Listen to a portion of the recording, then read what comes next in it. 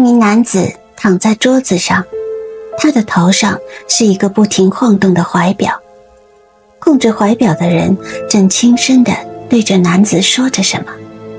男子闭着眼睛，等他睁开的那一刻，他的眼神空洞，仿佛灵魂已经被抽干了。下一刻，他就拿起了手枪，走去了银行。大家好，欢迎收看本期的风流志观心思，假作真实真亦假，无为有处有还无。今天让我们浅谈一下催眠。1951年，丹麦哥本哈根发生了一起银行抢劫案，犯罪者尼尔森当时在几乎梦游的状态下闯入银行，开枪抢钱，全程没有明确意识。调查后发现，他长期接受一名退役军官帕勒哈杜鲁姆的催眠诱导，对方不断在他心中植入金钱是罪恶，抢银行是拯救世界的观念，最终在现实生活中演化成现实。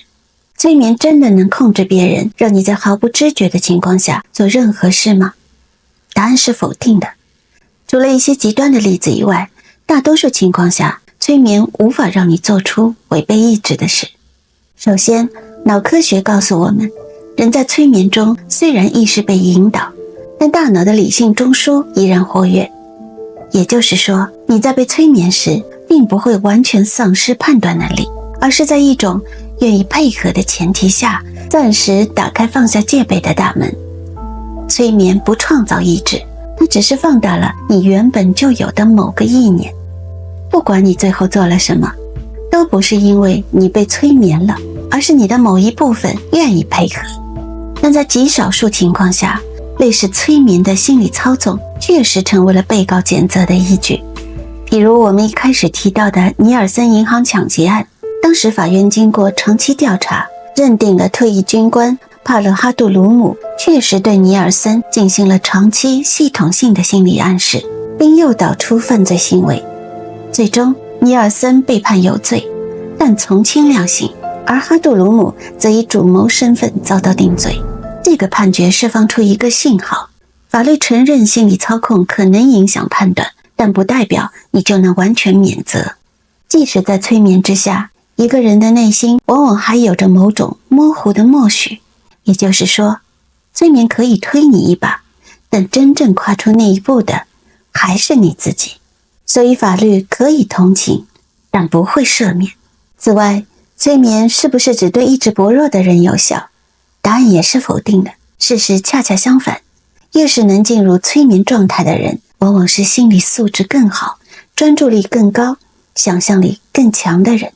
我们来看看催眠成功的3项心理基础。第一，高度的专注力。有了高度专注力，就能把外界干扰放下，专注于催眠师的引导语。催眠不是魔法，它其实是一种聚焦的心理状态。就像你沉迷一部小说、电影或者打游戏到废寝忘食时，外界声音就变得无关紧要，你只剩下眼前这个世界。心理学上称这种状态为选择性注意。你越能屏蔽手机、杂念、环境噪音等外界干扰，就越能进入催眠状态。第二，丰富的想象力。有丰富想象力的人，仅凭文字或者语言就能立刻在脑中看见场景。想象力并不是幻想力，而是一种内在的感官重现能力。当催眠师说，你正走在一条温暖的沙滩上，有些人只是听到了这句话，但有些人会真的感觉到。他们会靠想象力看到阳光，听到海浪，甚至闻到咸味。这些人更容易进入催眠。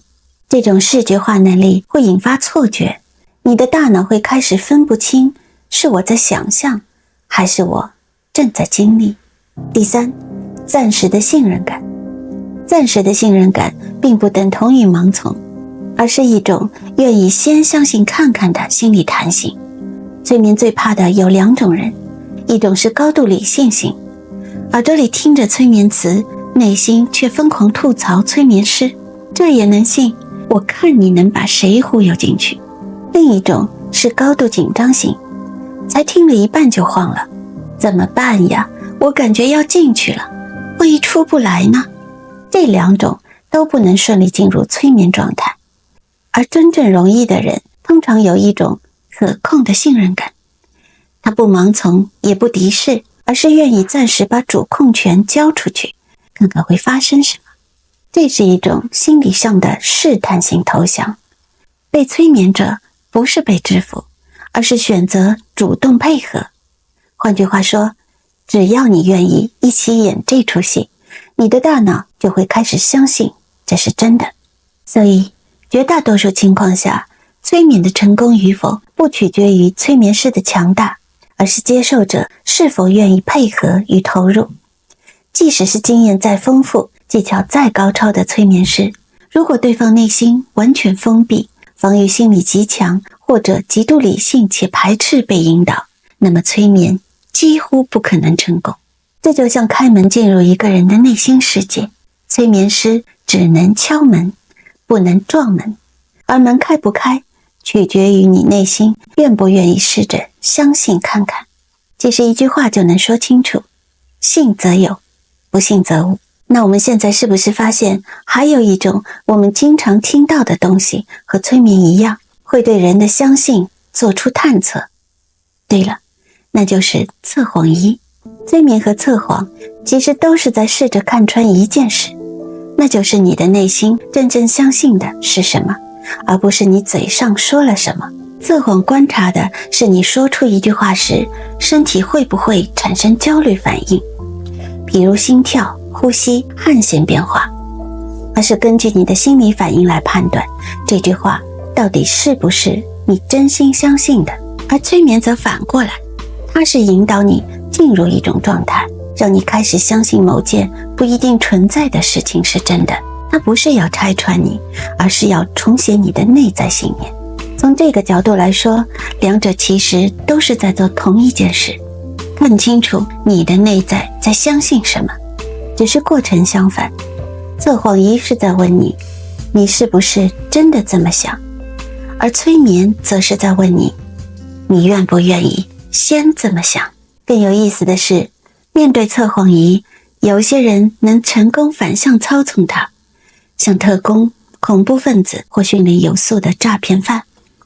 他们学会了怎样控制呼吸、调节心跳，甚至故意在无害的问题上制造紧张，来干扰整套逻辑。比如在被问到你叫什么名字这种明知无害的问题时，故意咬牙握拳，让机器无法判断真正的焦虑来自哪里。所以无论是催眠还是测谎，真正的核心都在于谁在掌握这个心理剧本。但有一样事情催眠是可以做到的，而且非常危险。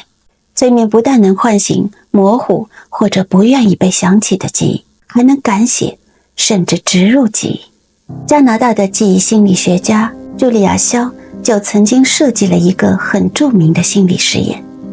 他把实验者控制在类似于警局审讯的环境里，用1对1的谈话先告诉受试者，我们掌握到一些资料，显示你小时候可能犯过某些事儿。接着通过多轮温和的提示和情境描述，引导他们逐渐回想。最初所有人都坚决反对，但经过几轮交谈后，会有70%的人开始动摇，甚至相信自己的确在小的时候犯过罪。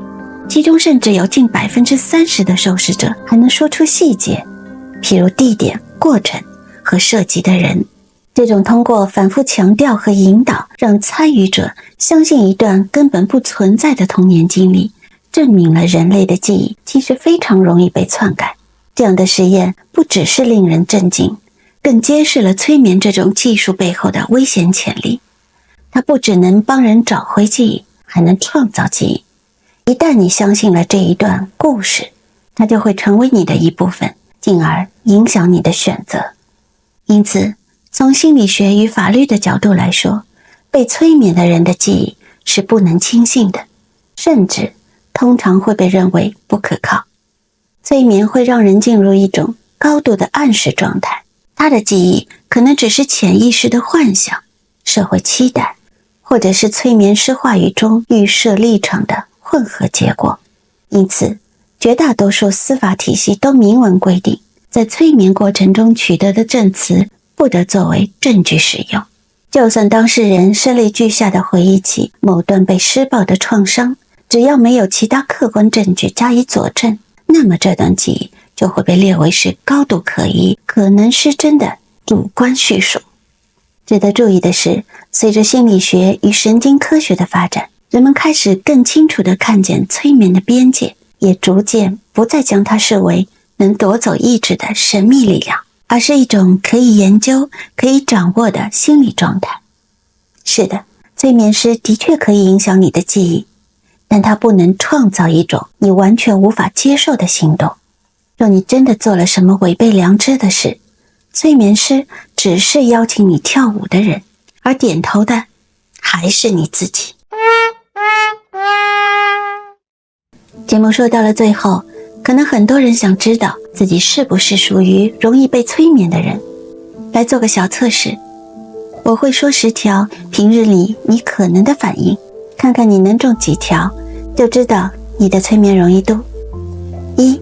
看电影时经常会情不自禁地落泪或热血沸腾。2. 看小说时很容易带入角色，甚至梦到故事内容。3. 喜欢闭上眼想象画面，有时甚至能听到声音或感觉气味。4. 当别人情绪激动时，自己也会受到感染。5. 和别人聊天时会不自觉地模仿对方的语调或动作。6. 打坐冥想或听音乐时会出现漂浮感或时间感消失。7. 喜欢在脑中排练对话，对想象中的情景有强烈反应。8. 对语言、诗词或动人话语有特别强烈的共鸣感。9.